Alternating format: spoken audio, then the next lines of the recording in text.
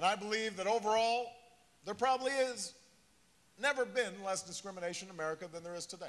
I think we can say that. But make no mistake, the pain of discrimination is still felt in America. By African-American women paid less for doing the same work as colleagues of a different color and a different gender. By Latinos made to feel unwelcome in their own country.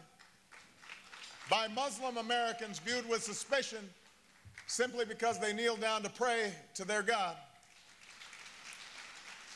By our gay brothers and sisters still taunted, still attacked, still denied their rights.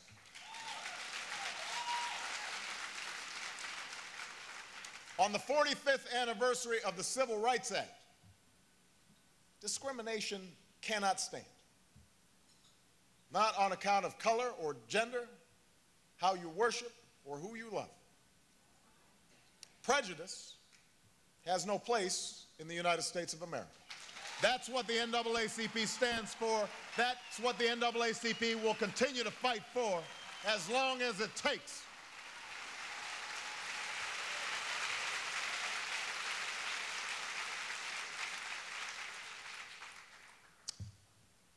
But we also know that prejudice and discrimination, at least the most blatant types of prejudice and discrimination, are not even the steepest barriers to opportunity today. The most difficult barriers include structural inequalities that our nation's legacy of discrimination has left behind. Inequalities still plaguing too many communities and too often the object of national neglect. These are barriers we are beginning to tear down, one, by rewarding work with an expanded tax credit, by making housing more affordable, by giving ex-offenders a second chance.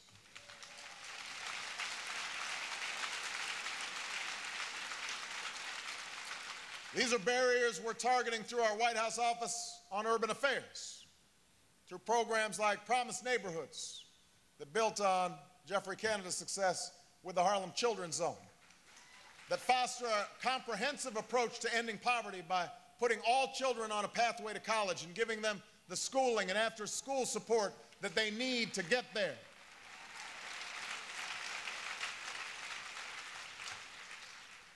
Now, I think all of us understand that our task of reducing these structural inequalities has been made more difficult by the state and structure of our broader economy. An economy that for the last decade has been fueled by a cycle of boom and bust.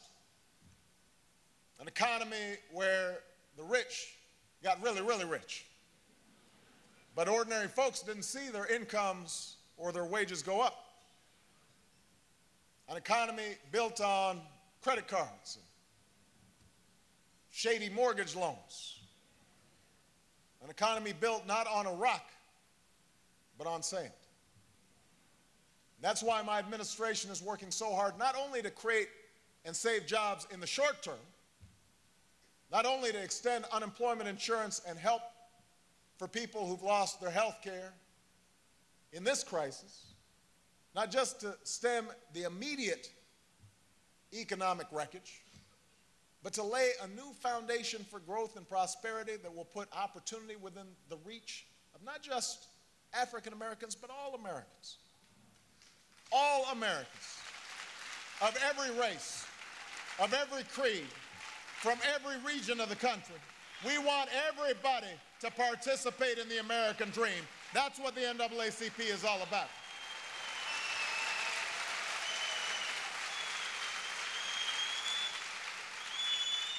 Now, one pillar of this new foundation is health insurance for everybody. Health insurance reform that cuts costs and makes quality health coverage affordable for all and closes health care disparities in the process. Another pillar is energy reform that makes clean energy profitable, freeing America from the grip of foreign oil.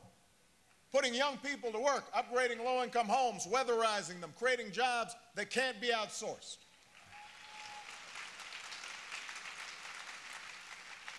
Another pillar is financial reform, with consumer protections that crack down on mortgage fraud and stop predatory lenders from targeting Black and Latino communities all across the country.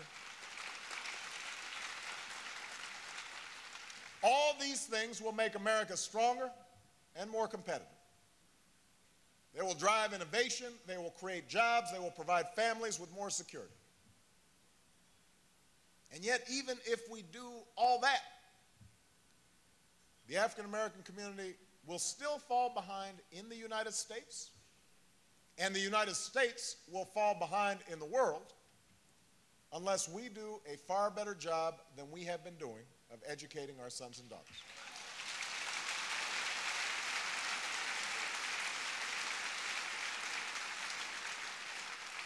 I hope you don't mind. I want to go into a little detail here about education.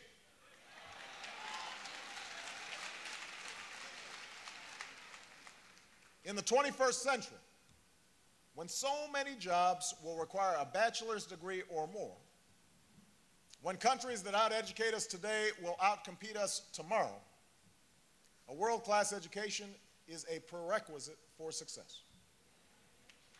There's no two ways about it. There's no way to avoid it. You know what I'm talking about. There's a reason the story of the civil rights movement was written in our schools. There's a reason Thurgood Marshall took up the cause of Linda Brown. There's a reason why the Little Rock Nine defied a governor and a mob. It's because there is no stronger weapon against inequality and no better path to opportunity than an education that can unlock a child's God-given potential.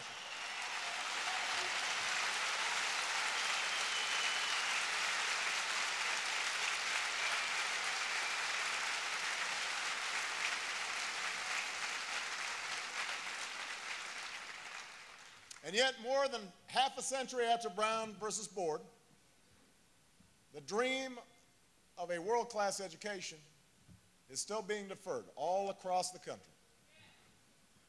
African American students are lagging behind white classmates in reading and math, an achievement gap that is growing in states that once led the way in the civil rights movement.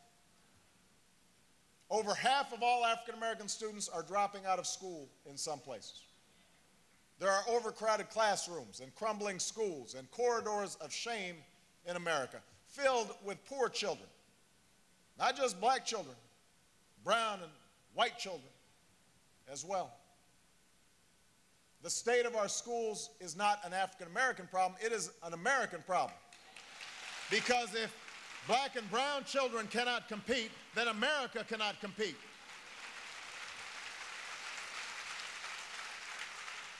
And let me say this, if Al Sharpton, Mike Bloomberg, and Newt Gingrich can agree that we need to solve the education problem, then that's something all of America can agree we can solve.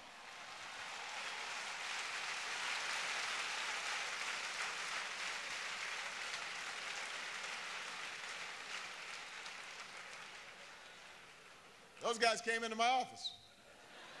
They're sitting in the Oval Office. I kept on doing a double take.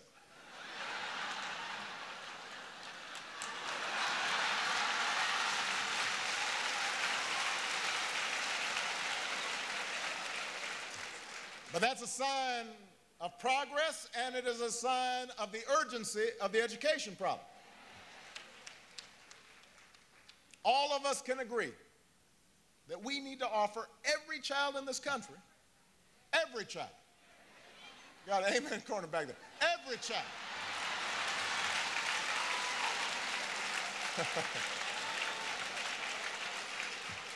every child in this country, the best education the world has to offer, from cradle through a career.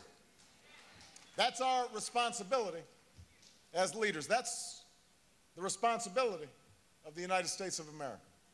And we, all of us in government, have to work to do our part by not only offering more resources, but also demanding more reform.